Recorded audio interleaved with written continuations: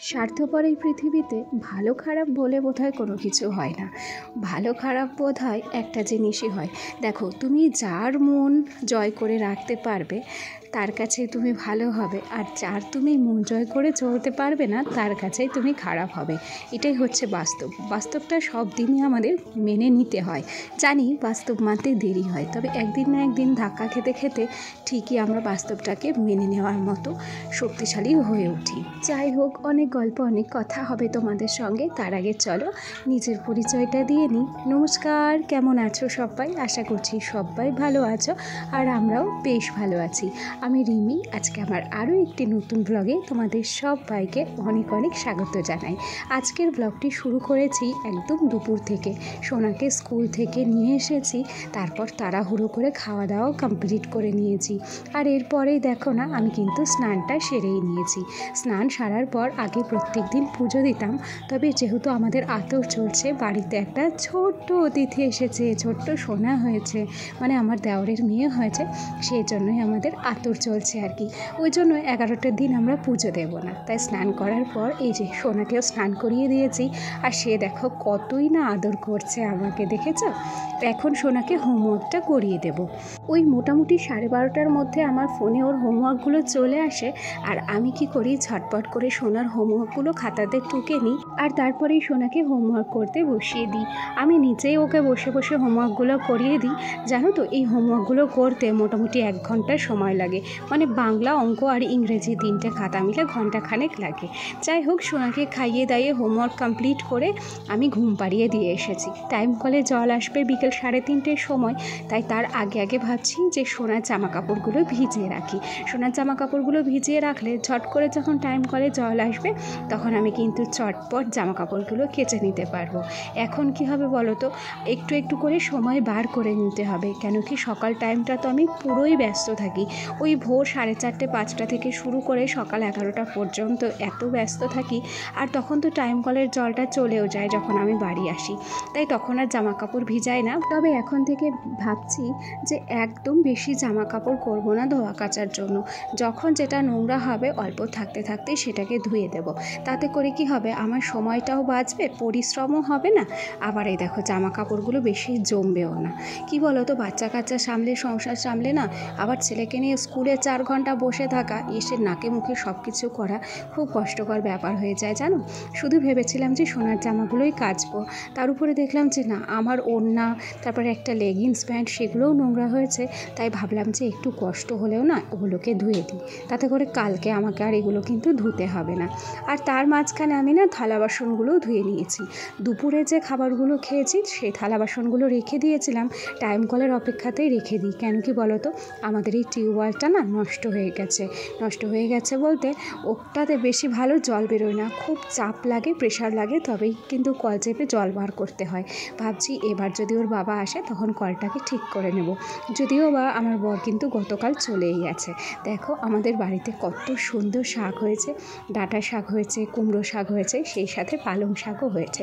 তাই একটু তোমাদেরকে ঘুরিয়ে ফিরিয়ে দেখিয়ে দিলাম।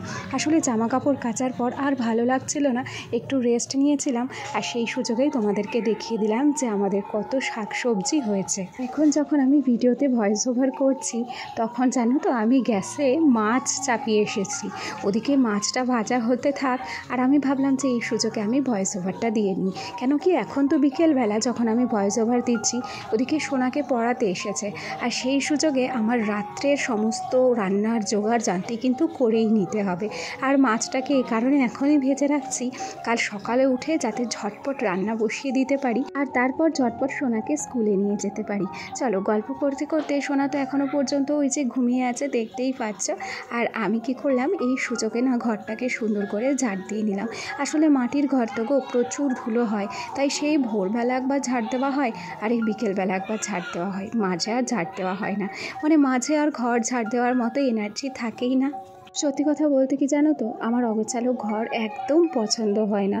তাই নিজের একটু কষ্ট হলেও আমি ঘরটাকে কিন্তু গুছিয়ে রাখারই চেষ্টা করি। সোনা উঠে গেল আর তারপর দেখো আমি না বিছানাটাকে আবার সকালবেলার মতো সুন্দর করে গুছিয়ে নিয়েছি। এতে করে সকাল হোক কিংবা সন্ধে ঘরে ঢুকলে না একটা আলাদা তৃপ্তি অনুভব করতে পারি জানো। আর সেখানে প্রত্যেকটা জিনিস যদি এইভাবেই সাজিয়ে গুছিয়ে রাখা যায় তাহলে ঘর কিন্তু খুব একটা অগোছালো হয় না। আমার ও বাড়ির বড় যা যখন গতকালকে আমাদের ফ্রিজে মাছ রাখতে এসেছিল, সকালবেলা ঘরে ঢুকেই সে অবাক হয়ে গেছে। মানে অনেক সকালবেলাতেই সে এসেছে আর এসে প্রথমেই একটা কথা বলেছে, বাবা রিমি তোমার ঘর তো ভীষণ এলেসপেলেস। আমি তখন তাকে কি বললাম জানো, আমি তখন বললাম যে হ্যাঁ গো শিল্পীদি, আমার ঘর কিন্তু কখনোই অগোছালো হয় না। আমি শুরু থেকেই ঘরটাকে এইভাবেই এলেসপেলেস করেই রাখি। তাতে করে আমার একটু কষ্ট হয় ঠিকই, তবে ঘরটা তো দেখতে সুন্দর লাগে তাই না। পর সে আর কিছু না বলে একটু মুচকি হেসে চলে গেল। তবে এই যে ঘরের সুনামটা শুনলাম তাতে করে কিন্তু আমার বেশ ভালো লাগলো। সত্যি কথা বলি, প্রত্যেক দিন অল্প অল্প করে হলেও নিজের ঘরটাকে যদি সুন্দর করে পরিপাটি করে গুছিয়ে রাখা যায় তাহলে তো খুব স্বাভাবিকভাবে সেটা নজর কাড়া হবেই আর লোকের নজরে পড়বেই তাই না। যাকে ঘর যেমনই হোক, মাটির হোক কিংবা টিনের কিংবা হোক পাটকাঠির বেড়া দেওয়া, যদি একটু সাজিয়ে গুছিয়ে সবাই রাখতে পারে তাহলে সবার ঘরটায় কিন্তু বেশ সুন্দর দেখা যায়। চলো গল্প করতে করতে আলনাটাকে আমি সুন্দর করে গুছিয়ে নিয়েছি, অর্থাৎ আলনার কসমেটিক্সগুলো একদম সুন্দর করে গুছিয়ে নিলাম। আর তারপর এই ছোট্ট তক্তাটা সুন্দর করে পুতুলগুলো মুছে টুছে গুছিয়ে নিলাম। আর এই দেখো সোনার একটা ওষুধের কৌটো ছিল, ওষুধের বোতল, সেই বোতলটাকে কাচের বোতল ফেলে না দিয়ে আমি না সুন্দর করে একটা মানি প্ল্যান্ট বসিয়ে দিয়েছি। তাতে করে এই জায়গাটা না অনেকটা সুন্দর লাগছে। আর খেয়াল করে দেখবে এরকম ছোট্ট ছোট্ট মানি প্ল্যান্টগুলো না দেখতে বেশ ভালো লাগে।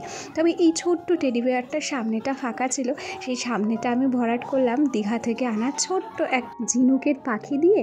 আর সেই সাথে আমার সোনার ছোটোবেলার খেলনা ছিল ওই যে ছোট্ট একটা বেবি হাঁস, সেই বেবি হাঁসটা দিয়ে। চলো এরপর আসলাম টেবিলটাকে সুন্দর করে গুছিয়ে নিতে। আর এই টেবিলের উপরটা তো মানি প্ল্যান্ট রয়েছে, স্নেক প্ল্যান্ট রয়েছে, সেগুলো দিয়েই সাজানো থাকে। সেই সাথে সোনার একটা বাঘ, একটা টেডি বিয়ার, এগুলোই, তার বেশি কিছু নেই। ইন্ডাকশানটা যেহেতু আমার বরকে দিয়ে দেওয়া হয়েছে তাই এই জায়গাটা একটু অন্যরকমভাবেই আমি এখন সাজিয়ে রাখি।